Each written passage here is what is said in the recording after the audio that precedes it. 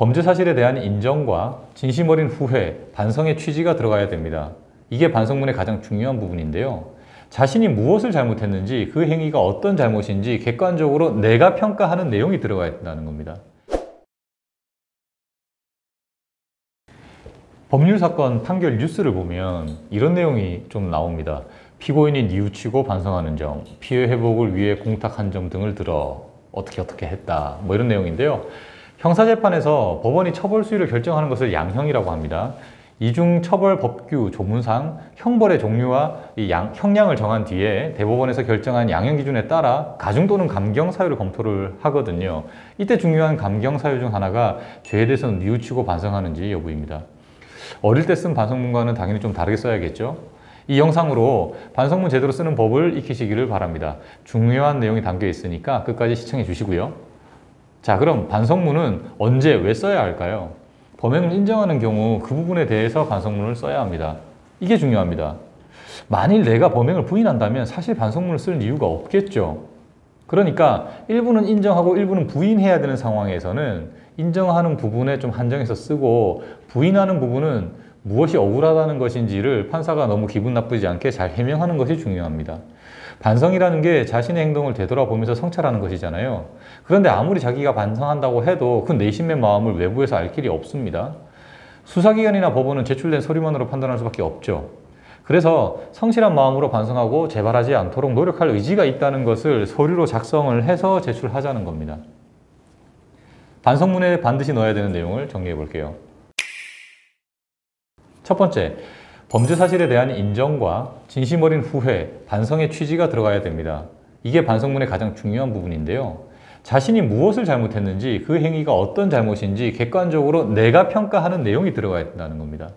또 앞으로 어떠한 행동을 통해서 그 잘못을 만회할 것인지 계획을 넣으시면 더욱 좋고요.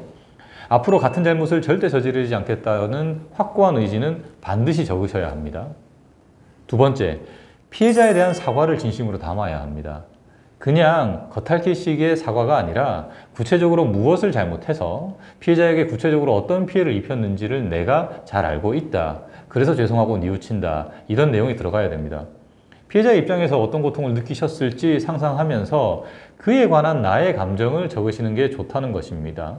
쉽게 말하면 입장 바꿔서 생각해본 그 감상을 적으라는 것입니다. 세 번째, 형사처벌을 받게 되면 나와 내 가족, 지인들에게 어떤 나쁜 영향들이 미쳐지는지에 대해서 쓰시는 것이 좋습니다. 예를 들어서 제가 집행유예를 받으면 저는 직장에서 징계위원회에 참석해야 하고 감봉 또는 그 이상의 징계를 받게 되어서 경제적으로 위기에 빠지게 됩니다. 제가 5식구를 부양하고 있는데 생계가 위험에 빠집니다. 또는 제 자격증이 박탈됩니다. 뭐 이런 진짜 나의 이야기를 쓰셔야 됩니다. 가족들의 건강 상태나 나이, 상황 등까지 구체적으로 기술해 주시면 더욱 좋습니다. 네 번째, 범죄를 다시 저지르지 않기 위해서 내가 현재 하고 있는 노력에 대해서 쓰시는 겁니다. 이것은 재발 방지와 반성을 뉘우치고 어떻게 변화하기 위해서 실행하고 있는지를 보여주는 부분인데요. 예를 들어서 음주운전을 저질렀다고 하면 알코올 치료를 받는다거나 안전교육 이수를 미리 받아두는 것이죠. 그리고 그런 교육을 받은 증빙 자료를 첨부를 해서 반성문을 제출하면 좋습니다. 그래야 진정성이 전달되겠죠. 다섯 번째, 평소에 바르고 모범적인 자신의 모습에 대해 기술하세요. 범죄자로 의심받으면 일상의 과거 모두 범죄자였을 것이라는 눈으로 바라보게 됩니다. 하지만 그동안 자신이 모범적인 사람으로 지내왔고 이번에 실수가 처음이다, 그동안 법을 잘 지키면서 주변에서 인정받아왔다, 바르게 살아왔다, 이런 내용을 기술하시면 됩니다. 기부, 봉사, 상장, 표창 등 내용을 넣어서 자신의 모범적인 모습에 대해서 표현해 주세요. 기부나 후원 내역, 상장, 표창장 등 증거를 같이 제출하시는 것이 좋습니다. 자, 그렇다면 반성문의 분량은 어느 정도가 적당할까요? 일단 진정성과 위에서 제시한 내용이 반영되어 있다면 그 다음 이제 분량을 좀 생각해 보셔야 되는데요. 한 번에 많은 양의 반성문보다는 두세 번으로 좀 짧게 나누어서 제출하는 것이 더 효과적일 거라고 생각됩니다. 너무 양이 많은 것보다는 작은 걸 여러 번 나누어 제출하는 게 아무래도 뇌에 각인되기 때문이죠. 그리고 컴퓨터로 작성해서 프린트하기보다는 손으로 자필로 반성문을 작성하시는 것이 마음을 움직이는 데 더욱 좋습니다. 못 쓰는 글씨라도 또박또박 쓰시면 됩니다.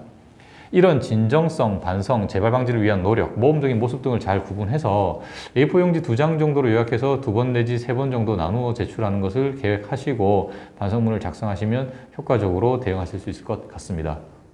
오늘도 시청해 주셔서 감사합니다. 성실한 변호사 나유진이었습니다. 감사합니다.